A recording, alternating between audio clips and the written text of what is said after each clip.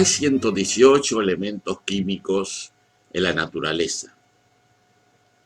Si no contamos el hidrógeno y el helio, que son el 98% del total en el universo, los dos elementos más abundantes son el oxígeno y el carbono.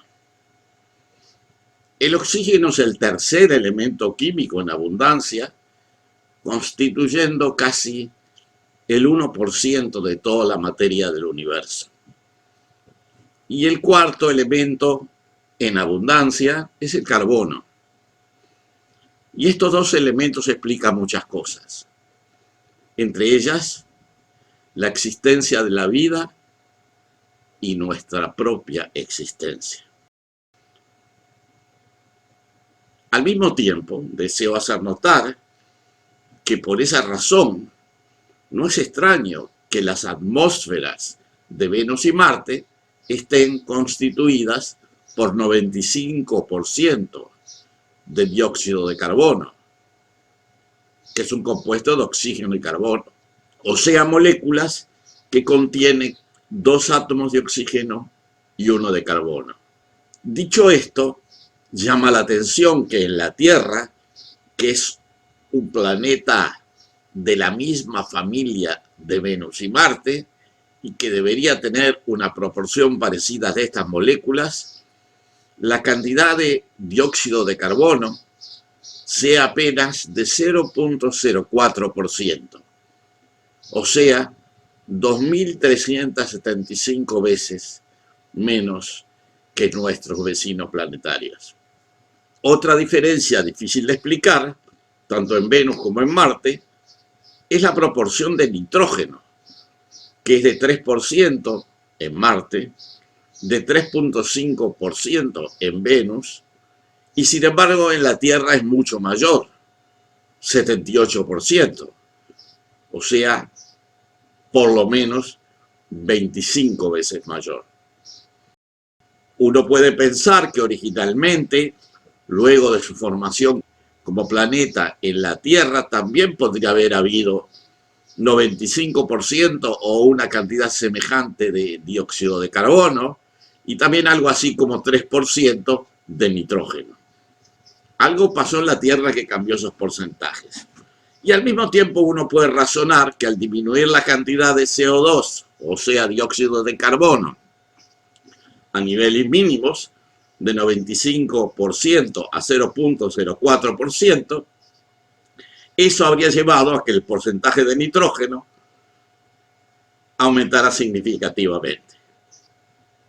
Hay que señalar que si bien el CO2 disminuye considerablemente, el porcentaje de oxígeno molecular, que es una molécula de oxígeno incluyendo 2 átomos de oxígeno, queda prácticamente nulo al principio, como sucede actualmente en Marte y en Venus, ha subido en la actualidad a 21%. También debemos considerar que una parte del nitrógeno puede inmovilizarse en ciertos compuestos depositados en las rocas sedimentarias, incorporado en la materia orgánica. Esto nos crea una interrogante.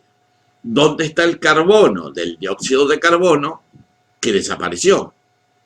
Bueno, la respuesta parece lógica.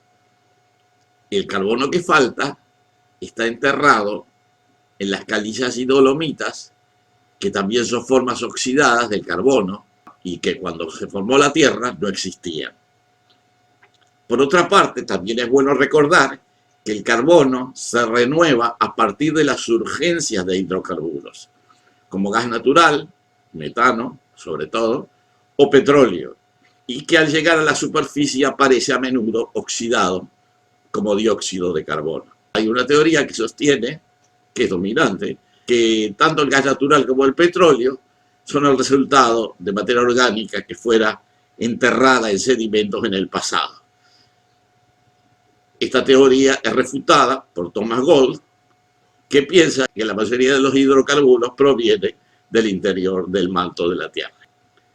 O sea, que reconstruyendo hacia el pasado podemos imaginar una atmósfera original con la densidad necesaria para que el nitrógeno pasara del 3% original al 78% actual, y para ello tenemos que agregar un volumen de aire, de atmósfera, de 2.500 a 3.000% adicional.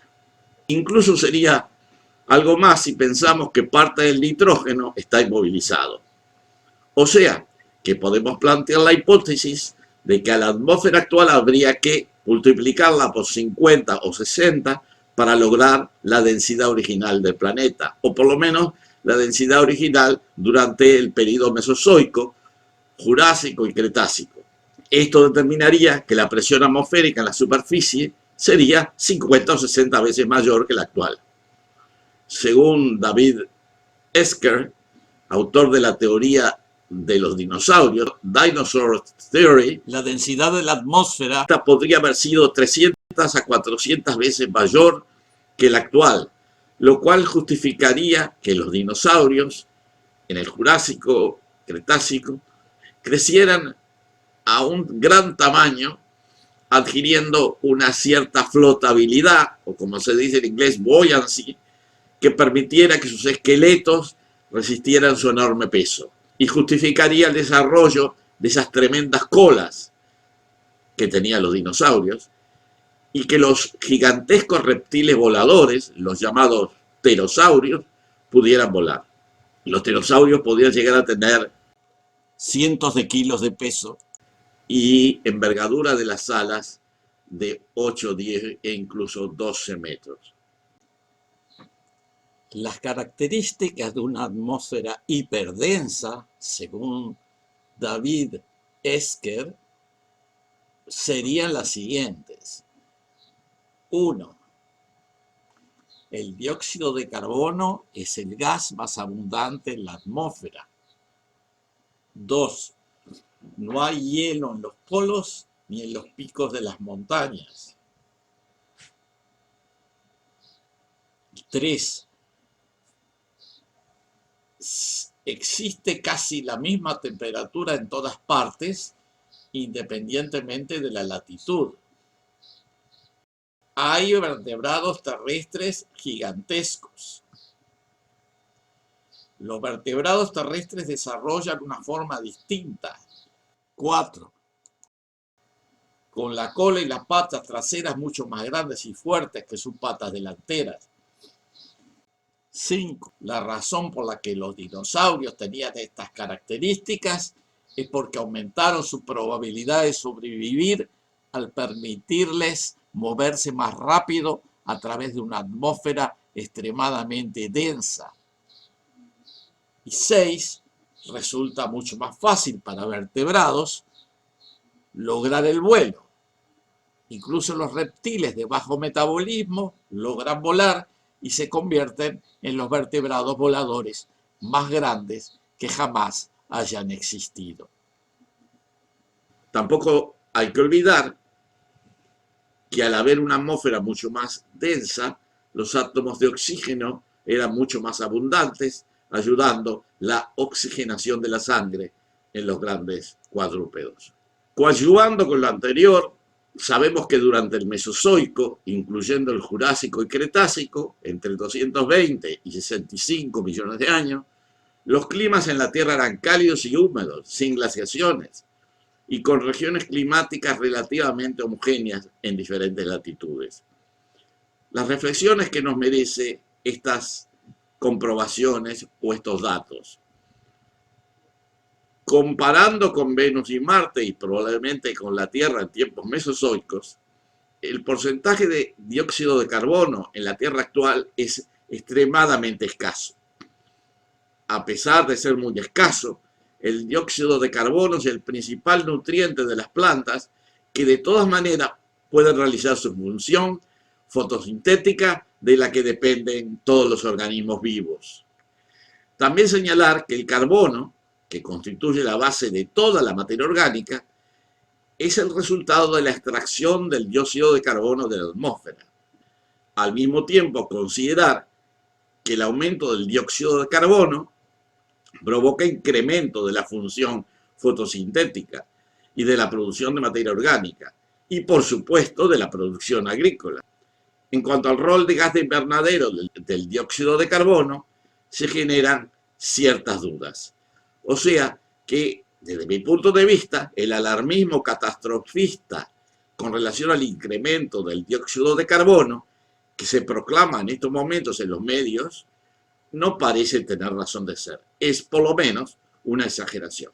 En los próximos videos seguiremos insistiendo con este tema.